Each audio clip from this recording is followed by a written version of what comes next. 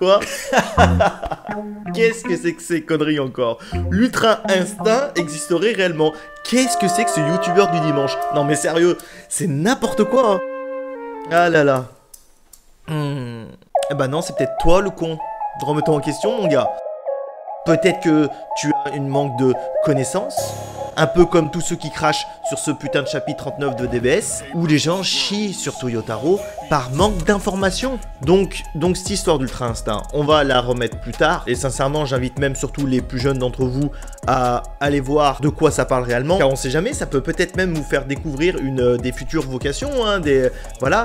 Mais pour l'instant, la seule chose que je remarque, c'est que c'est limite comique à voir et analyser, comme parce que t'as eu 2-3 têtes bien pesantes dans la communauté qui ont craché sur ce chapitre, que du coup ça a ouvert une faille à tous ces gens qui peuvent se vider leur haine et leur rage de leur caca quotidien sur la gueule de Toyotaro, hein, parce qu'on a bien compris que là, Toyotaro, oulala mon dieu, faut le mettre au bûcher. Quel auteur de merde! Un auteur qui comprend même pas l'œuvre dans lequel il s'exerce. Mais sincèrement les gars, moi ce que je remarque, c'est que quand il y avait DBS l'anime, oh là là, c'était toutes les semaines que les gens vidaient leur rage, leur haine sur ce putain d'anime qui était de la merde.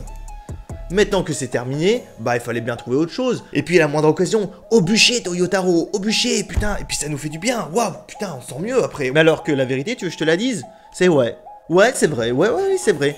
DBS est en dessous de DBZ. Mais si on analyse à froid, DBZ, dans son ensemble, était déjà même en dessous de DB. Même si moi, sincèrement, c'est DBZ ma vraie passion. Et ce qu'il faut bien comprendre, c'est que ce n'est pas parce que DBS est en dessous de DB que c'est moins bien, que c'est forcément de la merde. C'est ça la nuance. C'est pas parce que c'est moins bien que c'est de la merde. C'est comme les gens, vous vous rendez pas compte, vous demandez à Toyotaro d'être aussi bon que Toriyama. Alors que déjà que Toriyama n'était pas parfait malgré le génie que c'est, vous réclamez à Toyotaro d'être parfait, d'être bon, d'être aussi bon que le maître. Arrêtez les conneries les gars, oh.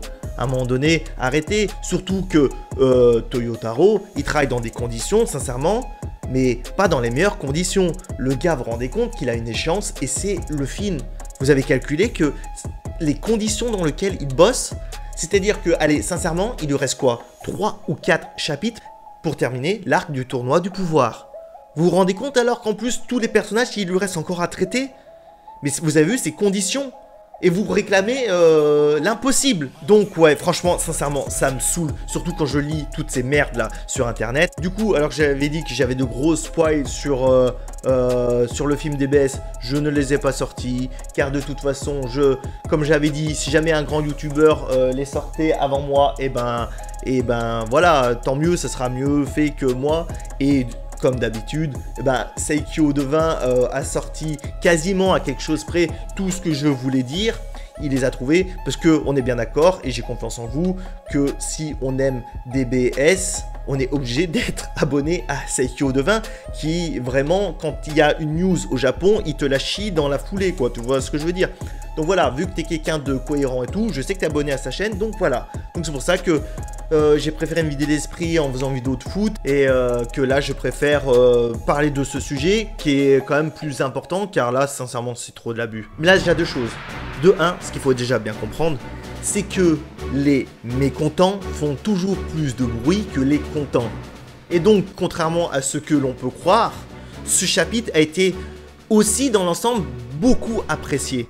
Ne croyez pas là les mécontents, là, les lamas qui font que cracher.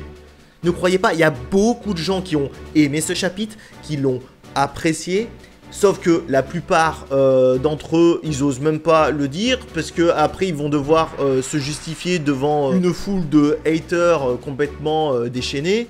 Et ne croyez pas aussi, deuxième chose, un point que certains devront comprendre un jour, c'est que ce n'est pas au nombre de vues et de j'aime que l'on peut juger la crédibilité d'un youtubeur.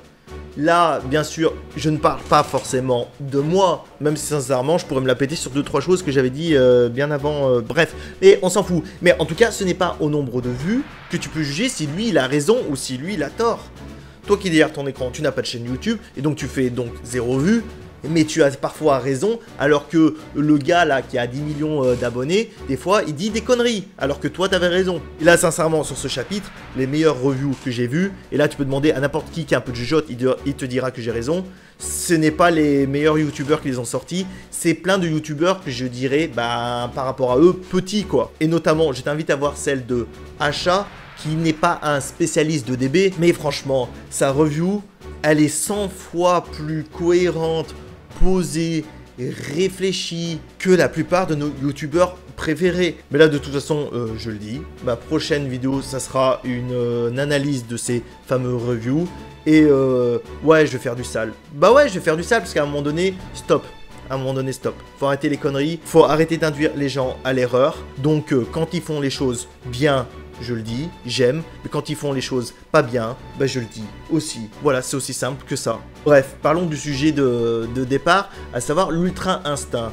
Donc, l'ultra instinct, qu'est-ce que c'est que ces conneries? Ça existerait en vrai, tout ça, tout ça. Oui, je vais te l'expliquer, et c'est pour ça que forcément, ça débouchera sur l'explication de ce fameux passage de l'Ultra Instinct avec Kame Sennin, et ça prouvera tout simplement que Toyotaro ne fait pas que de la merde et qu'il est, au contraire de ce que beaucoup de gens disent, il est très cohérent.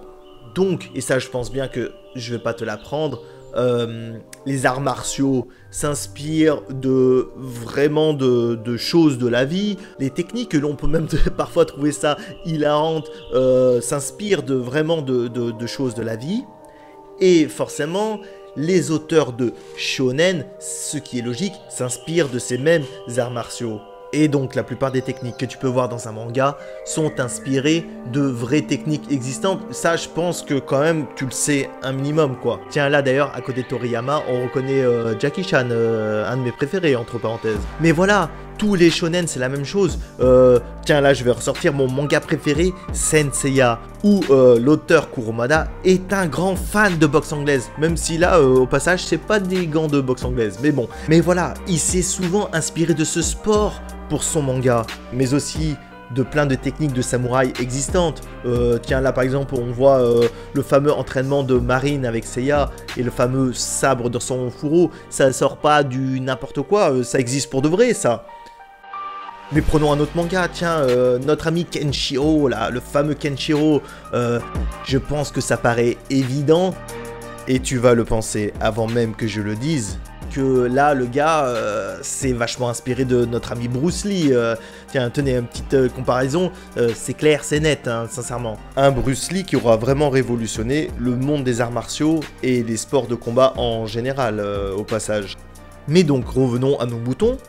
Je dis que l'Ultra Instinct s'inspire de choses existantes.